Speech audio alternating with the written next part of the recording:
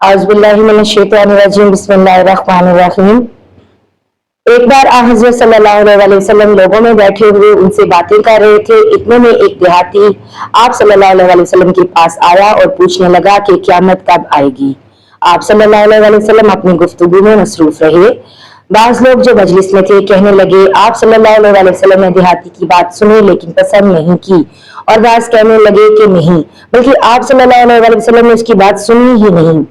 जब आप सल्लल्लाहु अलैहि वसल्लम अपनी बातें पूरी कर चुके तो मैं समझता हूँ कि आप सल्लल्लाहु अलैहि वसल्लम ने यूं फरमाया, वो क़यामत के बारे में पूछने वाला कहाँ गया? उस देहाती ने कहा, हुज़ूर सल्लल्लाहु अलैहि वसल्लम मैं मौजूद हूँ। आप सल्लल्लाहु अलैहि वसल्लम ने फरमाया कि जब अमानत ईमानदारी दुनिया से उठ जाए तो क़यामत कायम होने का इंतजार कर। उसने कहा, ईमानदारी उठने का क्या मतलब है? आप सल्लल्लाहु अलैहि वसल्लम ने फरमाया कि जब हुकूमत के कारोबार नालायक लोगों को सौंप दिए जाएं तो क़यामत का इंतजार कर। सही बुखारी हदीस नंबर 59।